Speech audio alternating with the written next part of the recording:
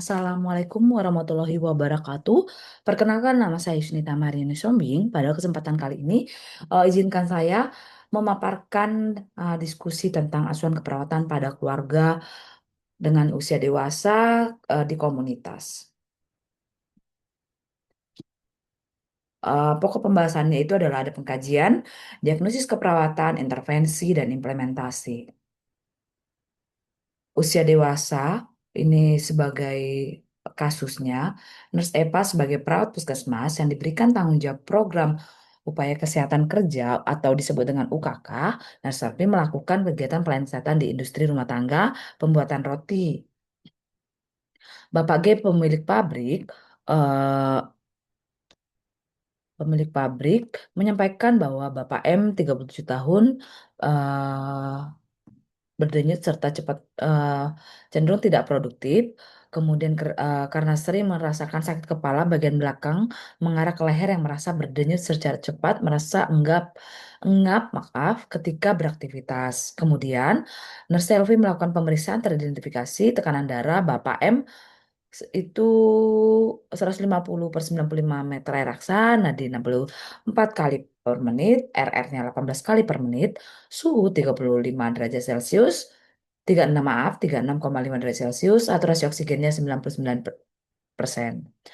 Pemeriksaan antropometri didapatkan tinggi badannya 168 cm, berat badannya 76 kilogram.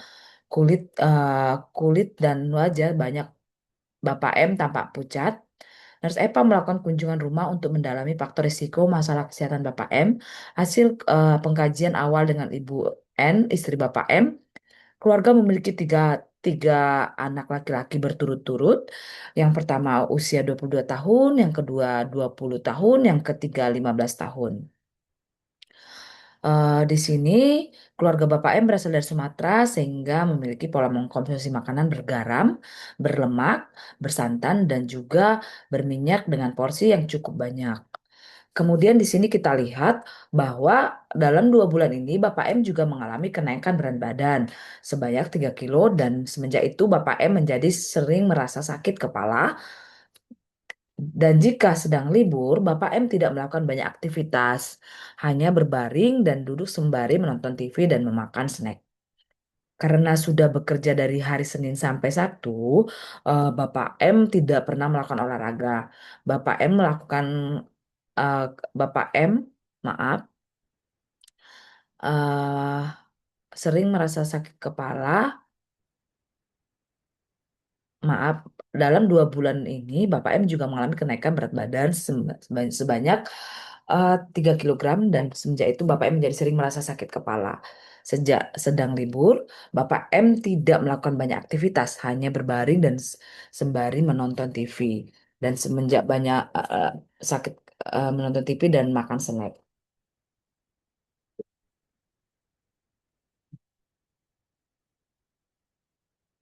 Kemudian di sini kita lihat bahwa karena sudah bekerja dari hari Senin sampai Sabtu, Bapak M tidak pernah melakukan olahraga. Kemudian di sini kita lihat bahwa Bapak M se- eh, Bapak M itu seorang lulusan SMA dan istrinya Ibu M lulusan SMP. Bapak M juga memiliki kebiasaan merokok. Kemudian di sini kita lihat setengah bungkus seharinya dan Ibu M mengatakan tidak rutin menimbang berat badan dan cek kesehatan. Yang pertama kita di sini akan memasuki pengkajian. Baik, data umumnya di sini kepala keluarga inisialnya adalah Bapak M, tanggal lahir usia Sumatera 6 Agustus tahun 87, pendidikan terakhir ada SMA, agama Islam, suku Batak. Alamatnya adalah terlampir di Cikarang Jati, RT 02 RW 6 Desa Kelurahan Kalijaya, Kecamatan Cikarang Barat, Kota Bekasi, Provinsi Jawa Barat. Pekerjaan adalah pegawai pabrik roti, tipe keluarga adalah keluarga inti. Di sini kita bisa lihat komposisi dari keluarga. Ibu N usia 35 tahun, kemudian hubungannya istri, agama Islam, Batak, SMP, pekerjaannya adalah ibu rumah tangga. Kemudian anak R, 22 tahun, laki-laki, ini adalah SMA, lulusan SMA, terus pekerjaan terakhir saat ini adalah bekerja. Kemudian anak L 20 tahun, laki-laki, Islam, Batak juga. Kemudian dia pendidikan terakhir SMA, pekerjaan saat ini adalah pekerja. Anak K 15 tahun, laki-laki, Islam, Batak, belum lulus SMA, masih sekolah.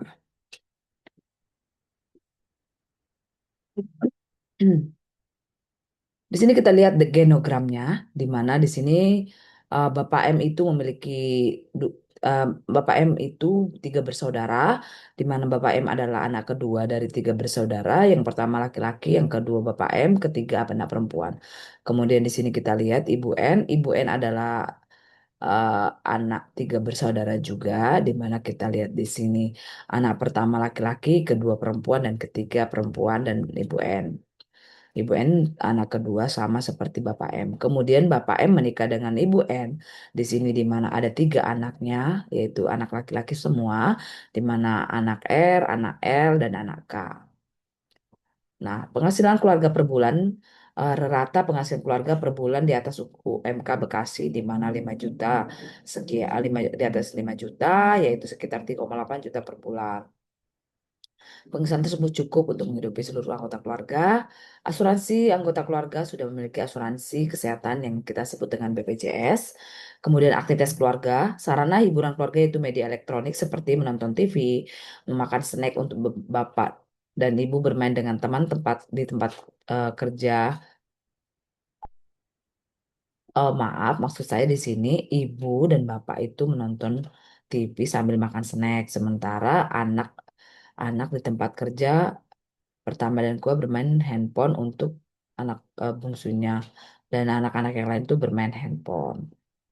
Baik teman-teman, di sini kita lihat bahwa untuk hasil pemeriksaan riwayat kesehatan keluarga intinya kita lihat ada di sini terlampir yaitu berat badan.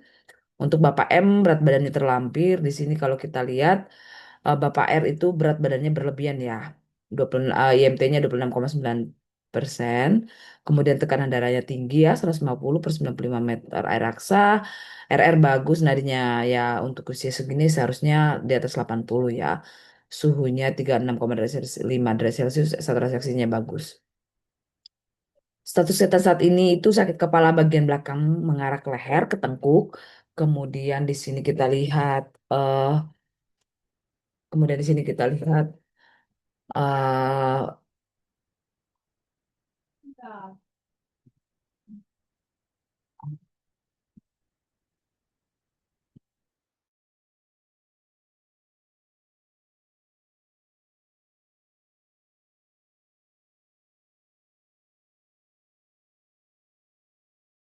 baik, kita lanjutkan. Di sini kita lihat bahwa berat badan Bapak M itu naik 3 kilo selama dalam 2 bulan terakhir. Imunisasi dasarnya pasti Bapak M tidak begitu tahu karena tidak menanyakan kepada orang tua. Riwayat penyakit alergi Bapak M tidak ada alergi. Kemudian di sini kita lihat ibu untuk Ibu N. Untuk tekanan dari darahnya juga agak tinggi 140 per 80. Untuk yang lain-lainnya dalam batas normal. Kemudian tidak ada keluhan kesehatan saat ini. Kemudian untuk anak R, semuanya dalam batas normal. Untuk anak L juga normal, untuk anak K juga normal. Baik, di sini kita masuk kebiasaan keluarga yang berisiko kesehatan, di mana kita lihat bahwa Bapak M memiliki pola konsumsi makanan bergaram, berlemak, bersantan, berminyak dengan porsi yang cukup. Banyak yang jika sedang libur, Bapak M tidak melakukan aktivitas. Highlight di sini bahwa Bapak M tidak melakukan aktivitas, hanya berbaring dan duduk sembari menonton TV dan memakan snack. Bapak M sering memakan cemilan, kemudian di sini kita lihat sering makan jenis karbohidrat di waktu bersamaan, misalnya nasi, mie, dan gorengan. Bapak M tidak pernah melakukan olahraga. Bapak M juga memiliki kebiasaan merokok setengah bungkus sehari. Ibu maaf, merupakan seorang ibu rumah tangga. Sehari-hari melakukan kegiatan sebagai istri dan ibu di rumah. Anak R dan anak L sudah bekerja, berangkat bekerja setiap hari dan bermain dengan teman-temannya di sekitar rumah. Kemudian anak K banyak menghabiskan waktu untuk bermain gadget dan rebahan dan jarang olahraga. Riwayat keluarga sebelumnya ibu dan ayah Bapak M tidak memiliki riwayat memiliki riwayat kesehatan. Tahap perkembangan keluarga saat ini adalah keluarga dengan remaja. Baik, di sini pengkajiannya kita lihat tugas perkembangan keluarganya. Orang tua mampu menjalankan perannya sebagai orang tua ya, orang tua mengetahui tumbuh kembang anak ya. Kemudian orang tua di sini memenuhi kebutuhan kesehatan anak-anaknya, rutin ke posyandu, imunisasi, melakukan pencegahan penyakit iya. Orang tua mendorong anaknya untuk bersosialisasi juga iya. Kemudian di sini orang tua memberikan pendidikan kepada anak juga iya. Orang tua mendukung kebutuhan dan hobi anak di luar rumah betul iya. Orang tua mendorong anak untuk menentukan identitas juga iya. Untuk pengkajian tugas perkembangan keluarga, di sini kita lihat yang pertama itu kita lihat kondisi rumah, di mana kondisi rumah, luas rumah kurang lebih 200 meter, kemudian meter kubik, kemudian satu tingkat. Rasio luas bangunan rumah dengan jumlah anggota keluarga sekitar 25 meter kubik persegi maaf orang. Kepadatan rumah sudah sesuai dengan anjuran. Ruangan rumah terdiri dari satu ruang keluarga, tiga ruang kamar tidur, satu dapur dan satu kamar mandi. Kepemilikan itu adalah rumah pribadi, kemudian ruangan di rumah terdiri dari ventilasi terdapat 8 ventilasi di rumah. Ventilasi di bagian depan rumah dilapisi oleh kain tipis untuk mengurangi debu yang masuk ke rumah. Cahaya matahari dapat masuk ke dalam rumah. Kemudian di sini kita lihat bahwa eh, keluarga sering membuka jendela agar udara dapat masuk dan pencahayaan sudah cukup dengan membuka gorden saja. Kemudian di sini kita lihat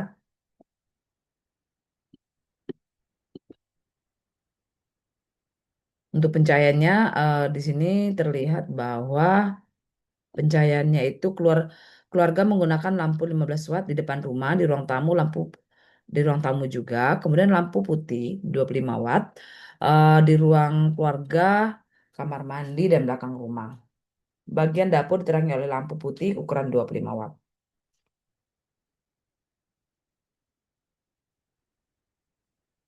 Kemudian saluran buang limbah, saluran air dari kamar mandi langsung menuju ke tempat penampungan di belakang rumah yang berjarak sekitar 3 meter. Kemudian di sini kita septic tanknya eh, terletak sekitar 7 meter eh, di belakang rumah dan kondisi yang tertutup rapi. Sumber air itu adalah pump. Untuk jamban memenuhi syarat yaitu lantai kamar mandi kadang-kadang licin namun sering dibersihkan setiap hari. Pencahayaan menggunakan lampu cahaya putih 25 watt. Kemudian terdapat keset, terdapat jamban dengan kondisi bersih, terdapat sabun dan air mengalir serta tidak ada jentik nyamuk dalam penampungan air. Tempat sampah ada di dapur, sampah rumah tangga dibuang setiap hari ke tempat pembuangan sampah sekitar 6 meter dari samping rumah untuk kemudian dibakar setiap hari. Bebas rumah tangga di sini kita lihat keluarga menggunakan air bersih dengan untuk makan dan minum, air galon diisi ulang. Kemudian keluarga di sini mencuci tangan dengan air dan sabun tiap kali dengan prinsip 6 langkah 5 momen. Mencuci tangan sekedar bersih jika tangan kotor atau sebelumnya sudah makan saja. Kemudian keluarga melakukan pembuangan sampah. Keluarga menjaga lingkungan sekitar rumah. Keluarga mengkonsumsi lauk pauk setiap hari.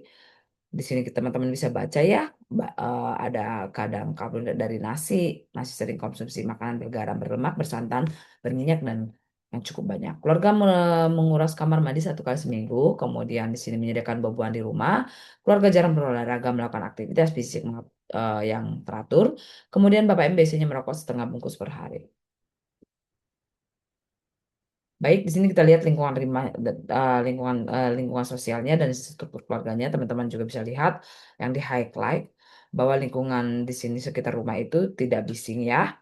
Area pembakaran sampah 10 meter dari rumah, akses pelayanan kesehatan 5 kilometer dari rumah. Lingkungan masyarakatnya, tim masyarakatnya bermasyarakat aktif, anggota keluarga aktif di lingkungan masyarakat, kemudian seluruh anggota ikut serta dalam kegiatan masyarakat. Kemudian di sini kita lihat bahwa sistem dari pendukung keluarga itu keluarga kecil dan tetangga. Kemudian,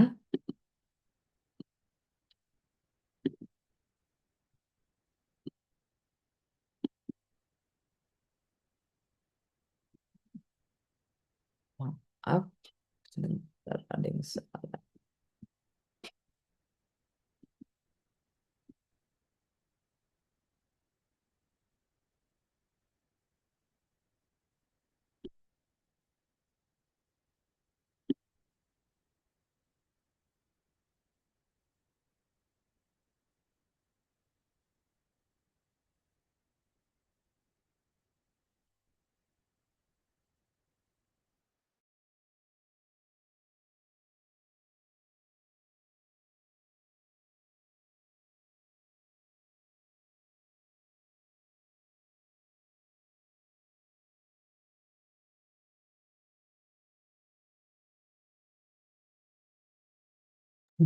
Kita lanjutkan. Kita masuk ke struktur keluarga, pola komunikasinya di sini berinteraksi satu sama lain. Kemudian peran dan kekuatan Bapak M berperan sebagai kepala keluarga, Ibu N berperan sebagai pengatur keuangan dan urusan rumah tangga. Anak E, K sering membantu ibu dan membereskan rumah di samping kesibukan sebagai pekerja di sebuah pabrik dan mall, juga sebagai pelajar. Nilai dan norma terdapat aturan khusus dan tata krama dan bersosialisasi, di mana seperti yang kita lihat harus menghormati orang tua dan menolong satu sama lain. Fungsi keluarga ada fungsi afektif, fungsi sosialisasi, fungsi reproduksi, fungsi perawatan kesehatan keluarga, dan fungsi kriteria kemandirian keluarga. Keluarga berada pada kemandirian level 2 dengan kriteria menerima petugas kesehatan puskesmas, menerima yayasan kesehatan sesuai rencana, menyatakan masalah kesehatan secara benar, kedua memanfaatkan vaksin sesuai anjuran, dan melakukan perawatan sederhana sesuai anjuran. Kemudian di sini kita lihat stres dan coping. Apakah terdapat masalah mengganggu keluarga? Tidak ada. Kemudian apakah yang dilakukan keluarga mengatasi masalah tersebut, mengalihkan masalah dengan kesibukan seperti aktivitas lain? Apakah ada harapan yang ingin dicapai oleh keluarga? Keluarga ingin selalu sehat selalu sampai tua. Kemudian apakah harapan terhadap rasa kesehatan untuk menunjang kesehatan di dalam keluarga lebih sering diadakan untuk cek kesehatan gratis agar kondisi kesehatannya saat ini untuk tahu kondisi kesehatan seperti itu. Baik rekan-rekan sekalian, setelah kita lihat di sini bahwa di sini kita akan masuk dengan analisa data dan diagnosis keperawatan. Baik, di sini kita berfokus pada Bapak M, di mana tadi kita tahu bahwa keluarnya itu Bapak M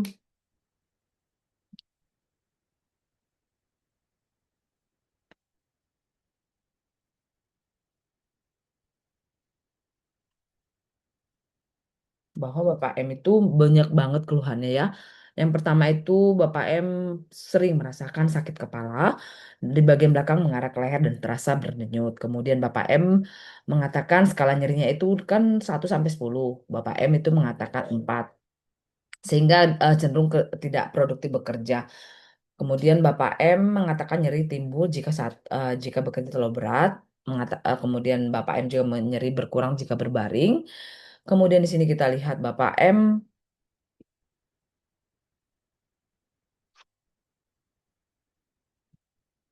Bapak M sering merasa enggap-engap ketika beraktivitas. Ibu N mengatakan Bapak M sering mengalami sakit kepala sejak berat badannya meningkat. Bapak M mengatakan nyeri timbul saat banyak beraktivitas, kadang bisa mengganggu pekerjaan. Jadi Bapak ini kadang suka meliburkan diri karena mengeluh nyeri atau pusing juga pada kepala gitu. Untuk data objektifnya itu tekanan darah Bapak M 150 per 90 meter air raksa, nadinya 60 kali per menit, 64 kali per menit. Suhunya 36,5 sebelumnya, kemudian di suhu lagi itu 36,1 derajat Celcius. Untuk RR-nya 18 kali per menit, saturasi oksigennya adalah 99%. Bapak M, M terlihat meringsa saat diperiksa, skala nyerinya ada 4. Baik, di sini kita menggunakan Nanda di mana domain 12 ini saya memakai Nanda tahun 2021 itu domain 12 kenyamanan kelas 1 kenyamanan fisik. Terus untuk uh, nyeri akut pada Bapak M itu 00132 di mana pengertiannya adalah pengalaman sensori emosional yang tidak menyenangkan terkait dengan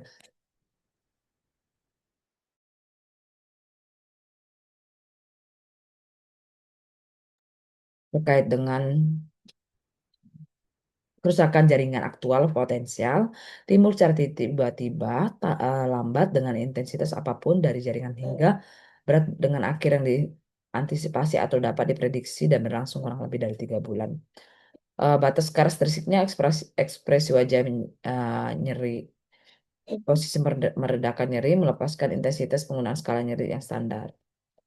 Kemudian di sini ada diagnosis kedua itu dengan datanya Bapak yang mengatakan sakit kepala ke belakang bagian leher jika melakukan aktivitas, dan di sini Bapak juga mengatakan minat terhadap aktivitas fisik seperti olahraga tidak berkurang.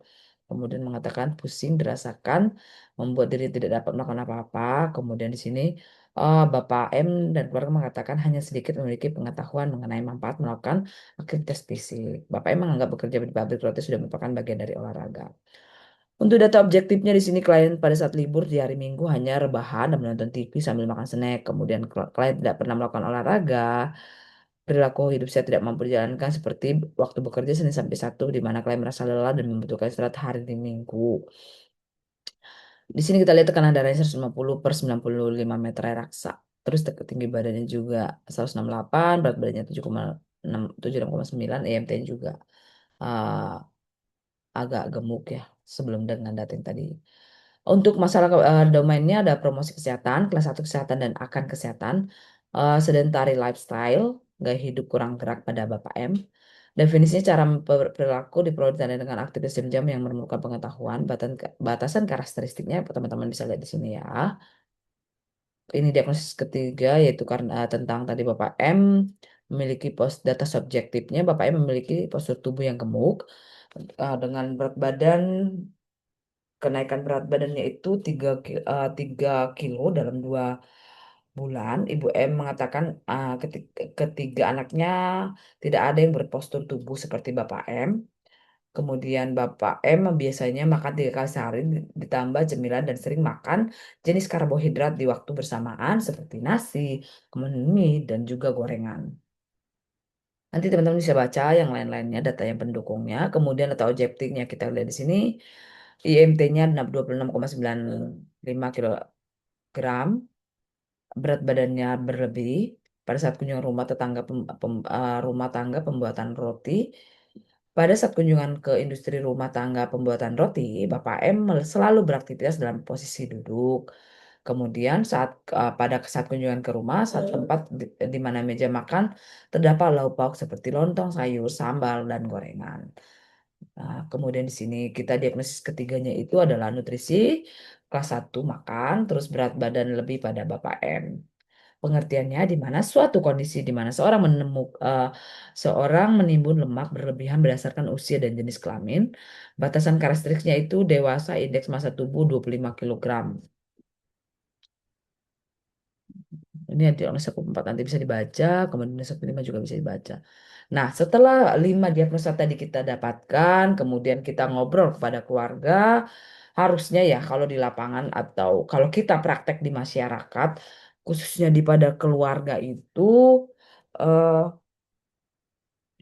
teman-teman itu harus scoring bersama keluarga. Maksudnya gini, kita nggak boleh langsung mengambil atau mengejas bahwa diagnosa utama yang ini gitu, bukan. Jadi kita itu ngobrol kepada keluarga seperti yang saya dapatkan dari dosen bahwa kita harus kolaborasi dengan keluarga, mengajak keluarga kira-kira dari diagnosis keperawatan tadi 1, 2, dan 3 sampai 5 tadi saya di presentasi kita itu kita tanyakan pada keluarga, kira-kira terutama pada bapak ya, pada bapak M, kira-kira mana yang utama yang harus kita lakukan intervensinya dan mana yang pertama kali kita harus lakukan intervensi keperawatan gitu.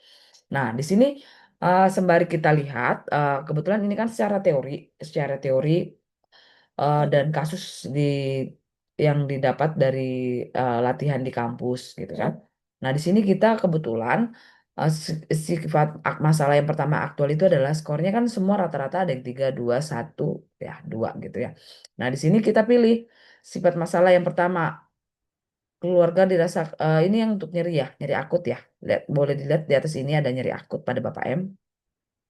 Sifat masalahnya adalah ini scoringnya. Jadi eh, setiap kriteria ini kita ada 4 ini kita bobotnya kita isi ini eh di sini kita lihat ya teman-teman ya 3.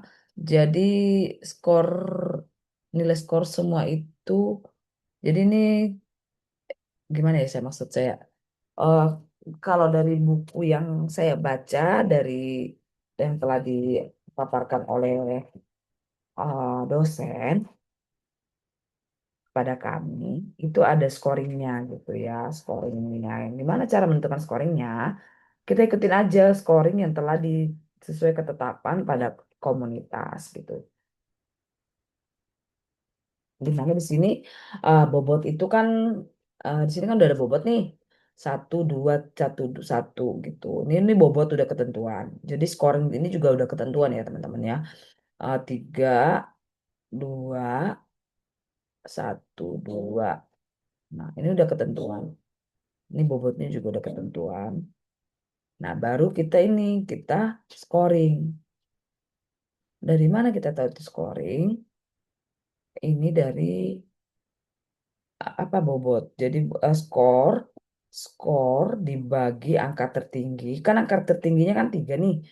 Skor dibagi angka tertinggi terus dikali bobot gitu. Ngerti nggak? Ini kan skor dibagi angka tertinggi. Ini angka tertingginya tiga dikali bobot nih. Jadi 3/3 dikali satu sama dengan satu. Kemudian sama halnya kayak gitu. Jadi dari skor ini yang tertinggi kan tiga. Jadi itu yang seperti yang kita lihat. Seperti ini juga nih. 2/2. Ini dari mana? Jadi 2 per angka tertinggi. Jadi 2 dong. 2. Kan? Dikali 2. 2/2 kan satu. Kali 2 berapa? 2 gitu. Sama halnya sama yang lain juga. Jadi dari semua ini scoringnya adalah 10/3. Ini sebelumnya kami sudah diskusi, kami menentukan ini adalah diagnosis utama pertama. Sama halnya dengan ini, diagnosis kedua itu sedentary lifestyle, gaya hidup kurang gerak. Pada Bapak M, ini kita skornya 17/6. Kalau tadi kan 10/3, ini 17/6. Terus yang ketiga tadi berat badan berlebihan, ini 17/6. Nanti teman-teman juga harus ini ya, isi ya ini pembenarannya di mana gitu. Kalau yang diagnosis pertama tadi ini kan pembenarannya terus klien keluhan dirasakan Bapak M sudah mengganggu aktivitas dan kenyamanannya dalam bekerja. Ini udah aktual ya teman-teman ya. Dan satu lagi perlu kita belajar ingat dan belajar bersama bahwa pada keluarga di masyarakat itu kita tidak menggunakan nama Tuan M atau Nyonya M atau Nona ya, tapi kita menggunakan Bapak M, Ibu M, Nenek. Kalau neneknya mau dipanggil nenek, kalau udah 80 atau 70 boleh, nenek M boleh.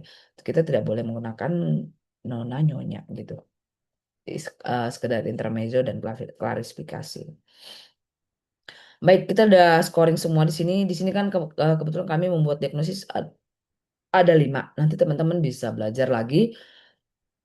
Tapi ini sebagai dasar untuk kita untuk mengelola keluarga yang ada di masyarakat, individu di dalam keluarga yang ada di masyarakat gitu maksud saya. Karena intervensi kepada keluarga itu pengkajiannya yang melakukan adalah residen atau S2. Kalau kita sebagai profesi S1 dan nurse itu adalah individu dalam keluarga. Baik, teman-teman, kita kembali lagi ke ini, ke kasus ini. Di mana di sini kita lihat kita masuk ke intervensi keperawatan.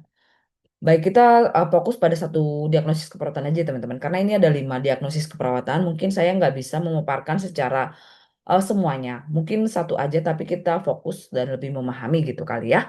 Baik, di sini kita lihat diagnosis keperawatannya, yaitu nyeri akut pada Bapak M. Kemudian domainnya domain 12, kenyamanan. Kemudian kelas 1, kenyamanan fisik. Noknya di sini kita lihat ya teman-teman ya. Untuk satu, keluarga mampu mengenal masalah. Itu di sini tentang tujuan kan ini ya. Tujuannya itu tentang knowledge atau knowledge atau pengetahuan manajemen pain management atau manajemen nyeri gitu ya.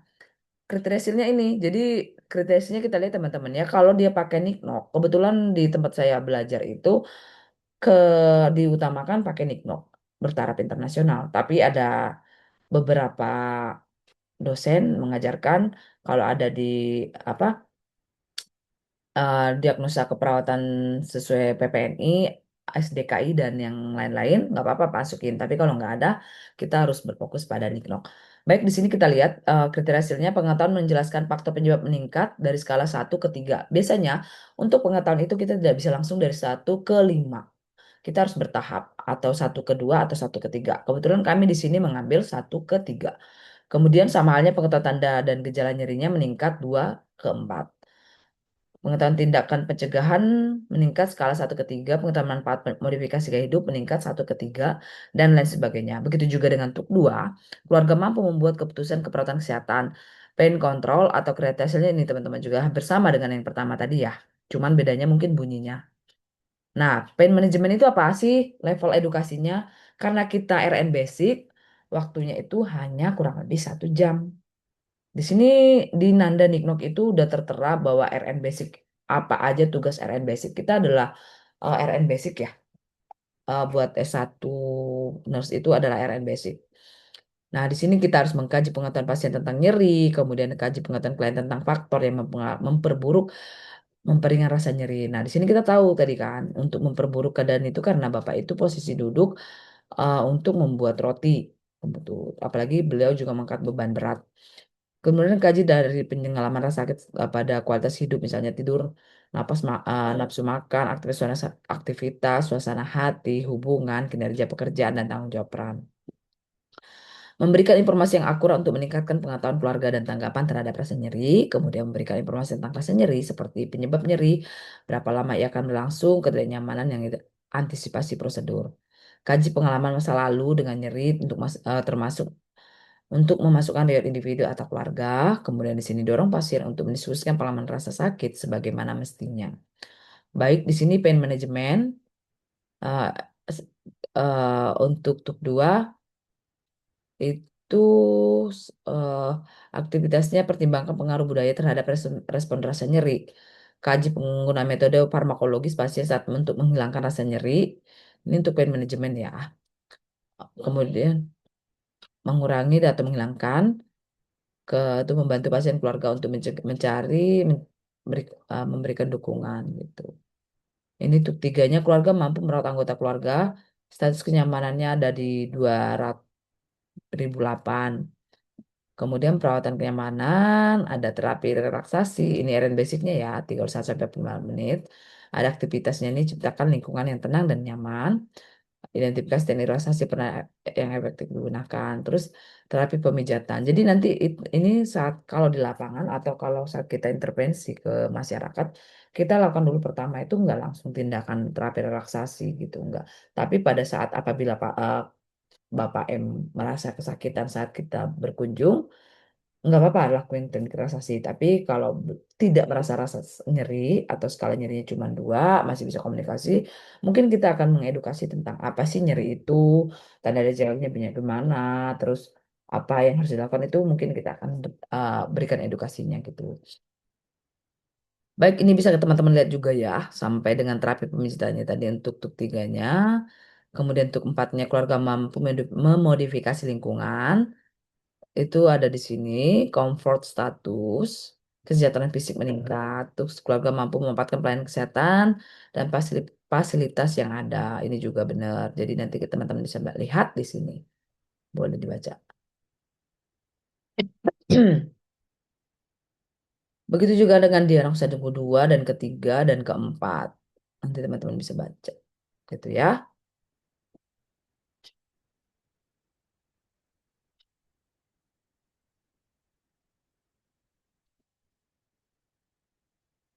Baik, nanti implementasinya juga sesuai yang kita biasanya itu evaluasi itu seperti ini ya, catatan perkembangan itu ada tanggal tujuan implementasi, evaluasi dan parap. Nah, di sini kita masukin untuk 1, 2, dan 3-nya, kemudian kita swap gitu. Tuh. Jadi kalau di masyarakat itu kan seharusnya setiap hari swab ya.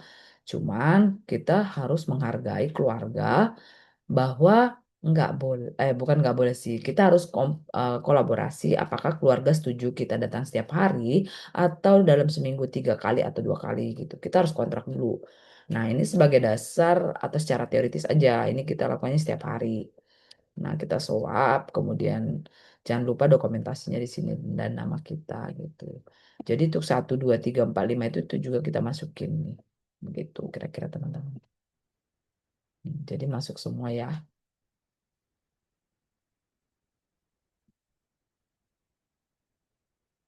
begitu.